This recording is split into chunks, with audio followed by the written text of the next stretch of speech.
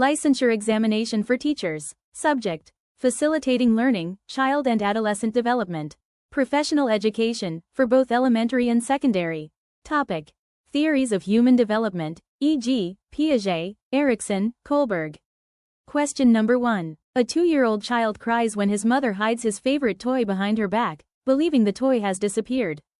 According to Jean Piaget's stages of cognitive development, what is the child still mastering? A. Conservation. B. Egocentrism. C. Object permanence. D. Centration.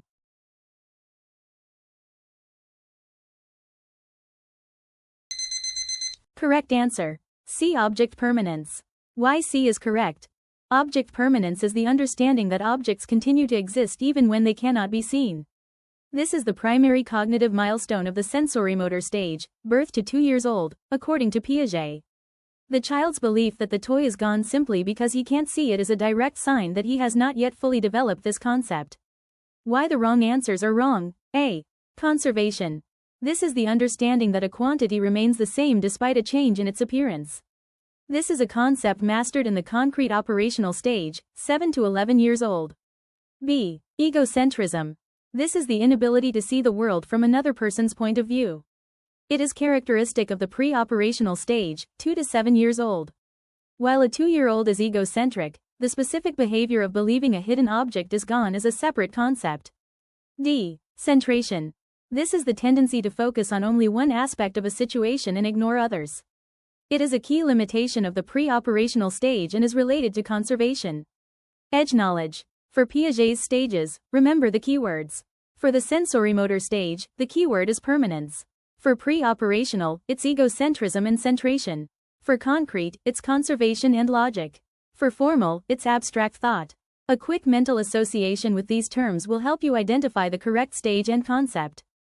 Question number 2. A 10-year-old student follows the school rules simply because they were established by the principal and teachers. According to Lawrence Kohlberg's theory of moral development, at which level is the student operating? A. Pre-conventional. B. Conventional. C. Post-conventional. D. Pre-moral.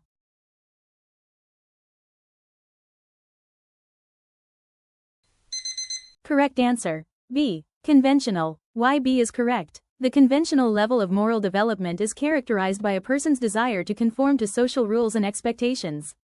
Morality is based on what is socially acceptable and what authorities dictate. The student's behavior of following rules because they were established by the principal is a perfect example of this level. Why the wrong answers are wrong? A. Pre-conventional. At this level, morality is driven by personal consequences, e.g., avoiding punishment or gaining rewards. The student is not following the rule to avoid detention, they are following it because it's a rule. C. Post-conventional. At this highest level, morality is based on universal ethical principles, even if they conflict with laws or social norms. This is a more abstract level of reasoning. D. Pre-moral. This is not a formal term in Kohlberg's theory, it is a general term often used to describe the pre-conventional level. Edge knowledge. Think of Kohlberg's levels like a flowchart. Pre-conventional. What's in it for me? Punishment versus reward. Conventional. What are the rules? Rules of society, authority. Post-conventional. What's the right thing to do? Universal principles. The moment you see an action based on rules, law, or authority, your mind should jump to the conventional level.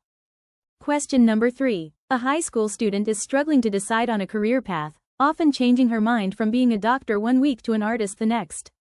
She also experiments with different styles of clothing and hobbies.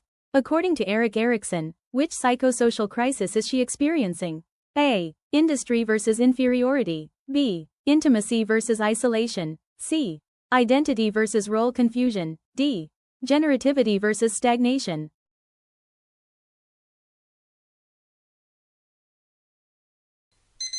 Correct answer: C. Identity versus role confusion. Why C is correct? Identity versus role confusion is the 5th stage of Erikson's theory, which occurs during adolescence. The primary conflict is for the individual to develop a strong sense of self, including their beliefs, goals, and values. The student's experimentation with different career paths and identities is a textbook example of this crisis. Why the wrong answers are wrong? A. Industry versus inferiority. This stage occurs during childhood, ages 6 to 12, where the crisis is about feeling competent in school and social settings. B. Intimacy versus isolation. This stage occurs in young adulthood, where the primary crisis is about forming close, intimate relationships with others. D. Generativity versus stagnation. This stage occurs during middle adulthood, where the crisis is about contributing to society and raising a family. Edge knowledge. Think of the word identity. When the question describes a person exploring different roles, hobbies, or careers to find out who they are, the answer is always identity versus role confusion. It's the adolescent who am I stage. Question number 4. A 6-year-old child insists that the number of cookies in 2 rows is different simply because one row is longer than the other. What cognitive limitation is the child displaying, according to Piaget? A. Animism. B. Egocentrism. C. Conservation. D. Centration.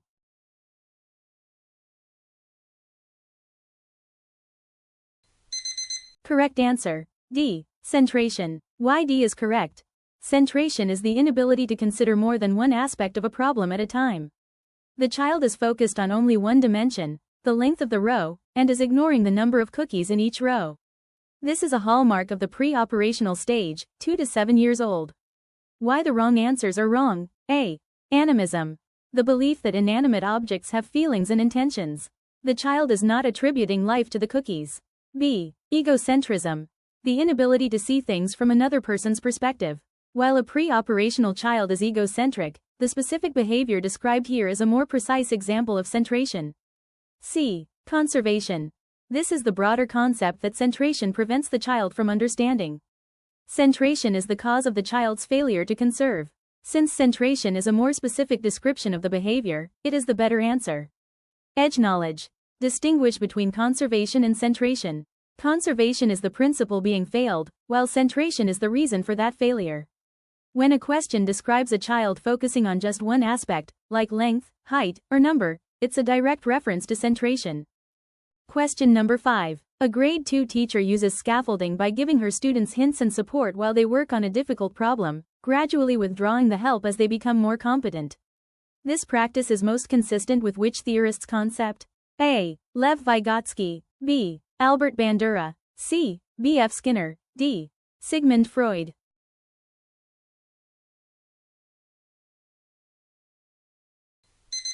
Correct answer. A. Lev Vygotsky. Why is correct? Scaffolding and the zone of proximal development, ZPD, are central to Vygotsky's sociocultural theory. The ZPD is the gap between what a learner can do independently and what they can achieve with guidance. Scaffolding is the teacher's role in providing that guidance to help the student bridge the gap. The scenario perfectly describes this process. Why the wrong answers are wrong? B. Albert Bandura. He is known for social learning theory, which focuses on observational learning and modeling. C.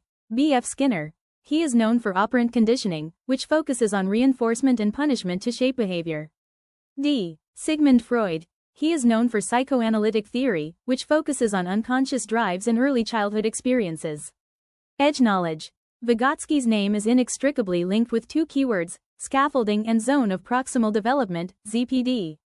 If you see either of these terms in a question, think Vygotsky. They are his most famous contributions to educational psychology. Question number 6. According to Piaget, a 16-year-old high school student's ability to debate abstract concepts like justice and freedom, and to formulate hypotheses about a science experiment, is a sign that she has reached which stage of cognitive development? A. Concrete operational. B. Formal operational. C. Sensorimotor. D. Pre-operational.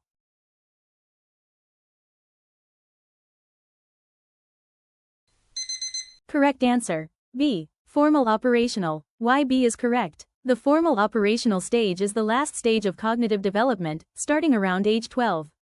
It is characterized by the ability to think abstractly, reason hypothetically, and engage in systematic, scientific reasoning. Debating abstract concepts and forming hypotheses are the hallmarks of this stage. Why the wrong answers are wrong? A. Concrete operational. This stage is marked by logical thinking, but it's limited to tangible, concrete objects and events. Students in this stage cannot yet reason abstractly. C. Sensorimotor and D. Pre-operational. These are the earliest stages of development and are not relevant to abstract thought. Edge knowledge. The keyword is abstract. Any question that describes a student's ability to think about things that aren't physically present, like justice, morality, or hypothetical scenarios, is a direct clue for the formal operational stage. It's the what if and beyond the here and now stage. Question number 7. In Erikson's theory, what psychosocial crisis is most likely to be faced by a grade 1 teacher who is reflecting on her life's purpose and feeling a need to mentor younger teachers and contribute to the next generation? A. Integrity versus despair. B. Intimacy versus isolation. C. Generativity versus stagnation. D. Identity versus role confusion.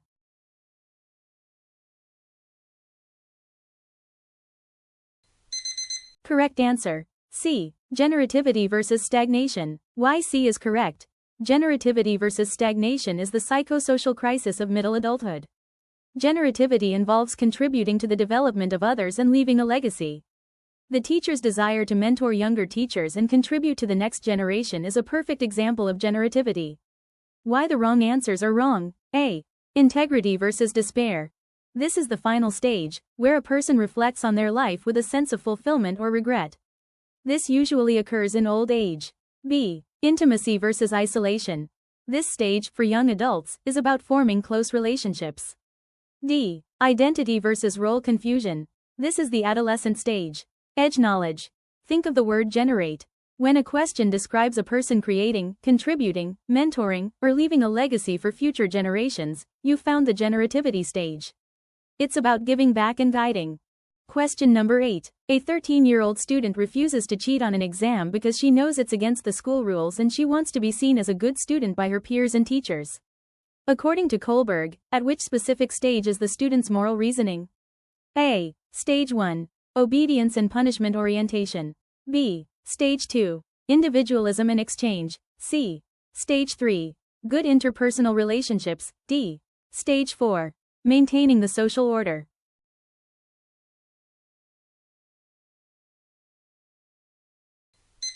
Correct answer. C. Stage 3.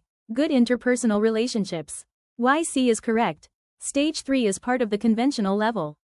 It is characterized by a good boy-girl mentality, where morality is based on earning approval and maintaining social relationships. The student's desire to be seen as a good student by her peers and teachers is the textbook definition of this stage. Why the wrong answers are wrong? A. Stage 1. This is about avoiding punishment.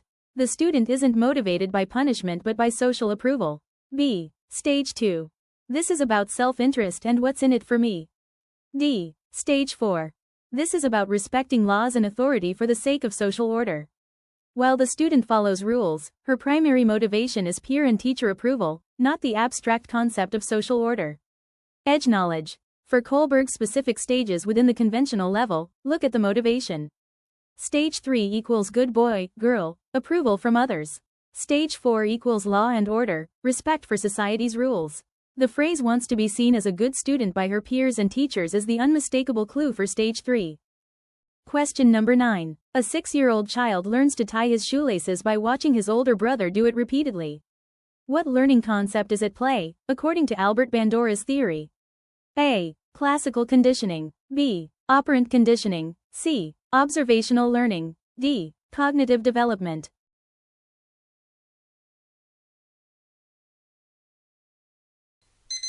Correct answer. C. Observational learning. Why C is correct? Observational learning, a key component of Bandura's social learning theory, refers to the process of learning by watching others. The child is learning a new skill by observing and imitating his brother, which is the exact definition of this concept. Why the wrong answers are wrong? A. Classical conditioning. This is learning through association, e.g., Pavlov's dogs. B. Operant conditioning. This is learning through consequences, e.g., reinforcement and punishment. D. Cognitive development. This is a broad term that refers to the development of thought processes. Observational learning is a specific type of cognitive learning. Edge knowledge. The keyword is watching or imitating. The moment you see a scenario where a person learns a skill just by observing someone else, think Bandura and observational learning. It's the monkey see, monkey do principle of psychology. Question number 10. A 3-year-old child believes that a birthday gift is only for him and is not capable of understanding that his sister would also like a gift. According to Piaget, this inability to see from another person's perspective is called A.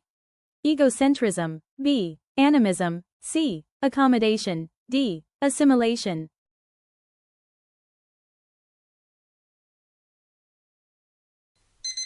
Correct answer. A. Egocentrism. Y is correct. Egocentrism is a cognitive characteristic of the pre-operational stage, 2 to 7 years old. It's the inability to differentiate between one's own perspective and the perspective of others. The child's belief that his gift is the only gift that matters perfectly illustrates this concept. Why the wrong answers are wrong. B. Animism. The belief that inanimate objects have feelings. C. Accommodation. The process of changing existing schemas to adapt to new information. This is part of the broader process of cognitive development. D. Assimilation. The process of taking in new information and fitting it into an existing schema. This is also part of the broader process of cognitive development. Edge knowledge. The keyword is perspective. If a question describes a child's inability to understand or see things from someone else's point of view, the answer is always egocentrism. It's the "it's all about me" phase. If this video gave you an edge, sharpen that like button and subscribe to stay ahead.